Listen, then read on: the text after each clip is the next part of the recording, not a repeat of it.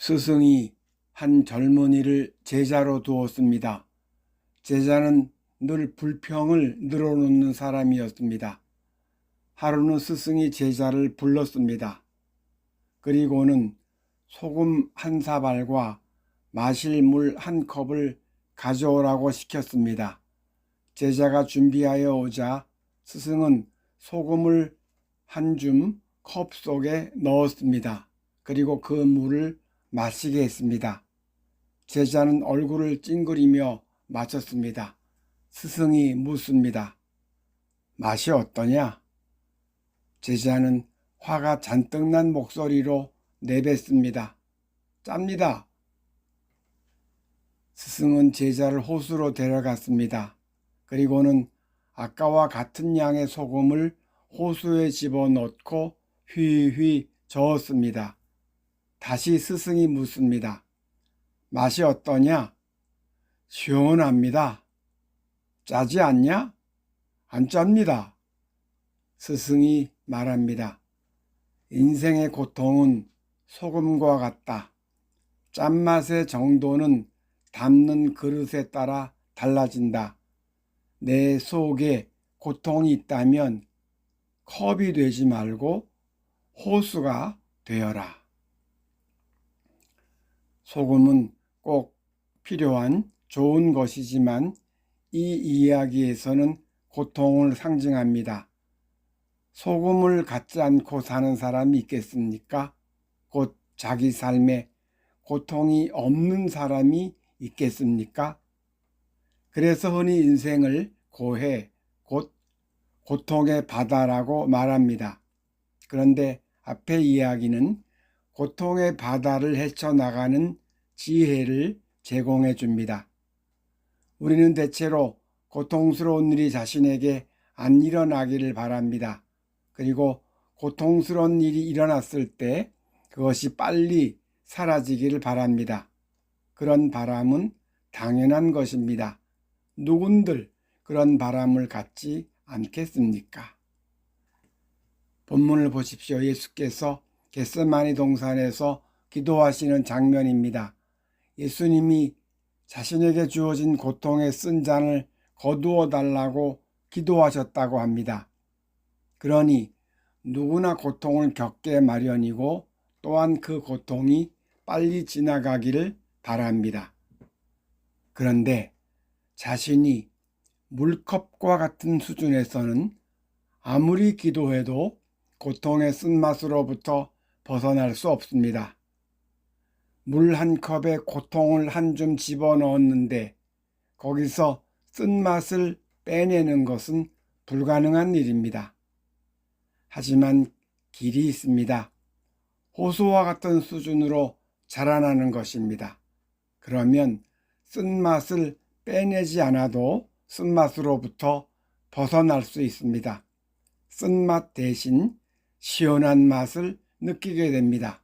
그러므로 물컵과 같은 수준에서 호수와 같은 수준으로 자라나는 것, 거기에 인생을 여여하게 살아가는 비결이 있습니다. 사람을 크게 두 부류로 나눠봅니다. 하나는 호수와 같은 수준으로 살아갈 수 있다는 사실을 전혀 모릅니다. 그래서 평생 물컵과 같은 수준에 머물며 고통이 오면 불평과 원망으로 살아갑니다. 다른 하나는 호수와 같은 수준에 대해 압니다. 그리하여 이러저러한 방법을 배워 그 수준에 이르려고 노력합니다. 하지만 그 수준에 이르는 일이 쉽지 않습니다. 그래서 많은 노력을 기울이지만 물컵과 같은 수준을 그다지 벗어나지 못하는 사람이 많습니다. 그 방법들이 대체로 효과적이지 못한 이유가 가장 클 거로 생각합니다. 물론 호수와 같은 수준에 이르는 사람도 더러 있습니다. 그런데 신앙인인 우리에게는 효과적인 방법이 있습니다. 신앙인이 아닌데 호수와 같은 수준에 이르는 사람은 우리의 방법과 비슷한 방법으로 노력하기 때문입니다. 그 방법은 세 가지로 이루어져 있습니다. 첫째, 주어지는 모든 상황을 받아들이는 겁니다. 원치 않는 상황이 주어지면 우리는 저항과 수용의 갈림길에 놓이게 됩니다. 저항은 그 상황을 밀어내는 것입니다. 그러면 힘을 써야 하고 힘을 쓰는 만큼 고통스럽습니다. 안 그래도 원치 않는 상황이 주어져서 고통스러운데 저항으로 인해 고통이 가중됩니다. 그리고 밀어낸다고 그 상황이 사라지는 것도 아닙니다. 한편 수용은 그 상황을 허용하는 겁니다. 그러니 고통을 가중시키는 쓸데없는 힘을 쓸 필요가 없습니다. 예컨대 원치 않는 손님이 찾아왔습니다. 저항은 그 손님이 안으로 들어오지 못하게 가로막는 것과 같습니다. 안으로 들어오겠다는 손님과 못 들어오게 가로막는 내가 힘겨운 씨름을 하는 것입니다. 그런데 수용은 그 손님이 들어오게 허용하는 겁니다. 비록 원치 않는 손님이지만 하나님이 그와 동행하심을 알고 하나님을 맞아들인다는 생각으로 그를 받아들이는 겁니다. 그러니 힘겨운 씨름이 필요 없습니다. 우리는 이러한 저항과 수용의 갈림길에서 흔히 원치 않는 상황이라는 사실만 보고 저항을 선택하기 십상입니다. 그런데 그 상황 안에 계신 하나님을 느끼며 하나님을 맞아들인다는 생각으로 그 상황을 받아들이는 겁니다. 신앙인이 아닌 사람도 다른 이유로 그 상황을 받아들일 수 있습니다. 그런데 신앙인인 우리의 받아들임에는 하나님의 존재가 가장 중요한 이유가 됩니다. 둘째, 받아들인 그 상황을 하나님께 내맡기는 겁니다.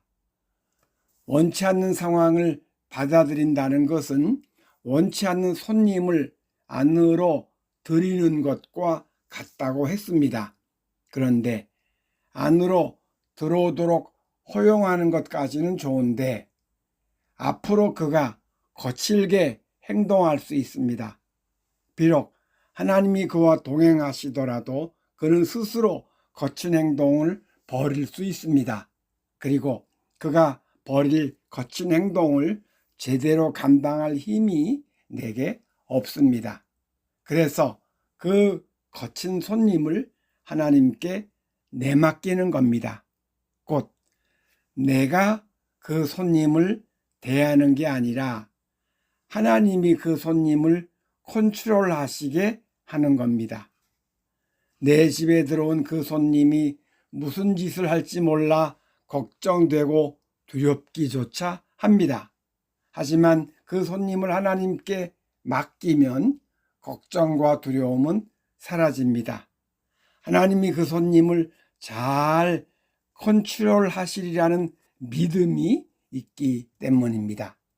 하나님에 의해 원치 않는 상황이 좋은 일로 변할 거라는 믿음, 모든 일이 합력하여 선을 이룰 거라는 믿음, 그 믿음을 발동하여 받아들인 그 상황을 온전히 하나님께 내맡기는 겁니다. 신앙인이 아닌 사람 중에도 더러 하늘에 내맡기는 사람이 있습니다.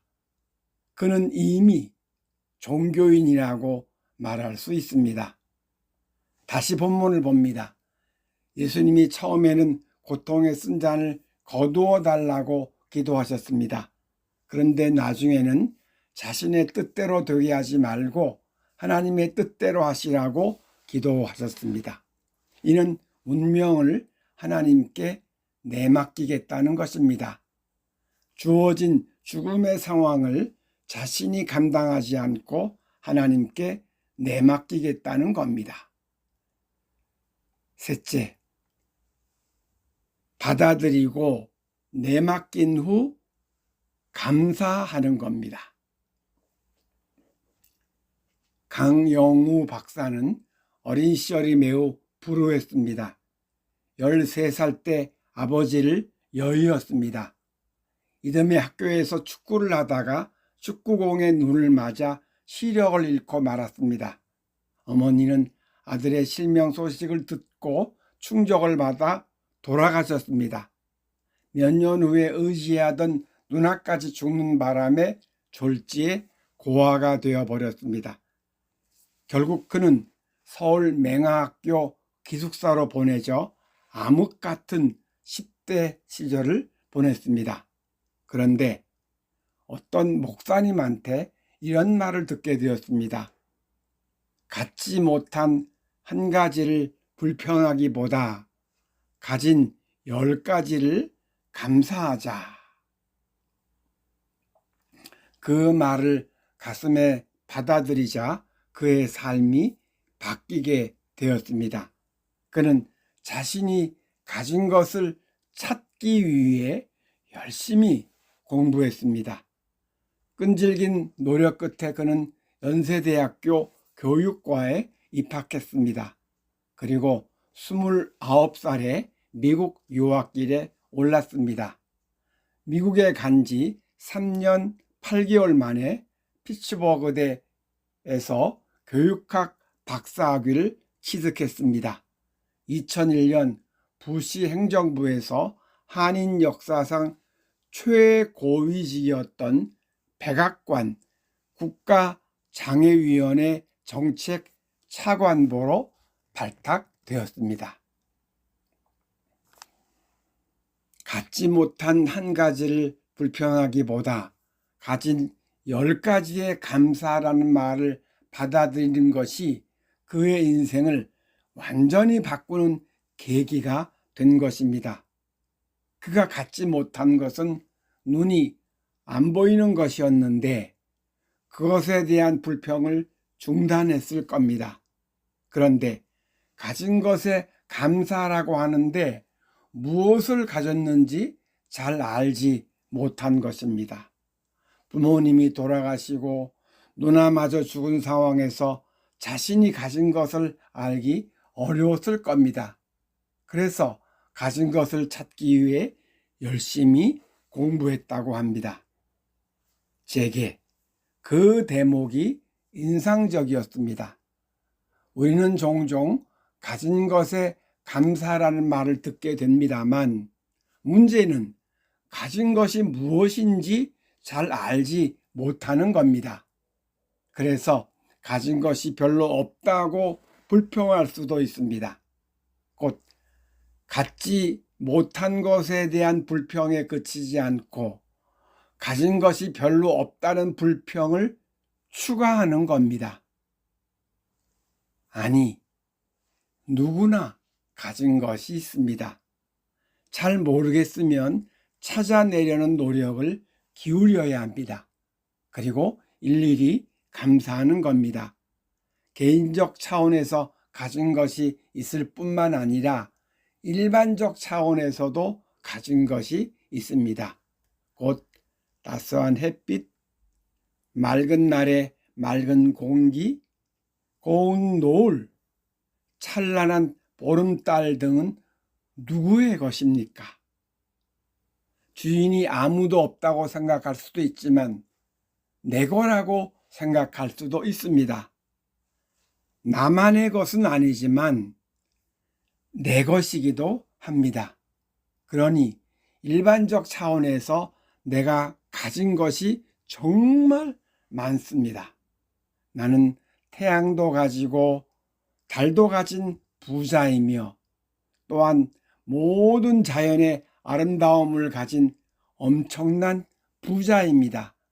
그것들 내 거라고 생각하면 그것들이 더 소중해지고 더 깊이 향유할 수 있습니다. 향유라는 말은 가진 것으로 소유하여 누린다는 뜻입니다. 그리고 향유할 때마다 감사하는 겁니다. 그런데 여기서 그치지 않습니다. 또 하나 가진 것이 있습니다. 아니, 자기가 가진 것 중에서 최고는 하나님입니다.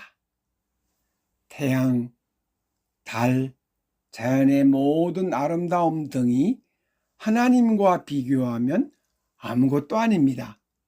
그래서 하나님을 가진 것에 매 순간 감사할 수 있습니다. 밤마다 자기가 가신 하나님과 동행한 하루를 생각하며 감사하며 잠들 수 있습니다. 이상으로 받아들임, 내맡김, 감사함에 대해 살펴보았습니다. 이 세 가지가 물컵과 같은 수준에서 호수와 같은 수준으로 자라나는 좋은 방법입니다. 우리는 인생을 살아가면서 수많은 고통을 겪습니다. 그 고통을 은총의 기회로 사용하는 겁니다. 곧 주어진 고통을 받아들이고 이어서 내맡기고 그리하여 감사하는 겁니다. 그러면 내가 호수와 같은 수준으로 자라나게 됩니다. 그리하여 고통으로부터 아무런 영향을 받지 않습니다. 그런데 호수와 같은 수준의 유익은 단지 고통의 영향을 받지 않음만이 아닙니다. 그런 수준의 사람은 주변 사람들에게 선한 영향을 미칩니다. 그리고 질 좋은 사랑을 전하게 됩니다. 헤아릴 수 없을 만큼 돈을 많이 가졌어도 하나님을 갖지 못했다면 그건 아무것도 아닙니다. 세상을 주무를 권력을 가졌어도 하나님을 갖지 못했다면 그건 아무것도 아닙니다. 왜냐하면 그것들은 때가 되면 아침 안개와 같이 사라지기 때문입니다. 그러나 하나님을 가지면 그분의 모든 권능과 사랑을 영원히 향유할 수 있습니다. 여러분은 지금 하나님을 가지고 계십니까? 만약 그렇다고 답하기 어렵다면 하나님을 가지는 길을 잘 걸어가시기 바랍니다. 여러분이 하나님을 가진 사람이 되면 늘 감사하며 미소로 살아갈 수 있습니다. 그리고 감사하는 만큼 행복할 수 있습니다. 여러분이 하나님을 가진 사람으로서 복된 삶 향유하시기 바랍니다. 기도하시겠습니다. 주님, 내가 하나님을 가졌다 함은 무슨 뜻입니까? 하나님을 가졌으니 내 안에 하나님이 계신다는 뜻이요. 또한 하나님 안에 내가 있다는 뜻입니다. 내가 하나님 안에 있으며 무한한 사랑을 받고 하나님 안에 있으며 안전하게 보호받으니 언제나 감사할 뿐입니다. 하나님께 내 인생의 모든 것을 내맡길 때 나는 큰 호수와 같은 광활한 마음으로 살게 됩니다. 나의 것이고 우리의 것인 주님, 오늘 예배를 드리는 우리가 주님의 은총을 향유하며 늘 기뻐하게 하여 주옵소서. 늘 내 안에서 환하게 웃으시며 나를 사랑하는 예수님 이름으로 기도드립니다. 아멘.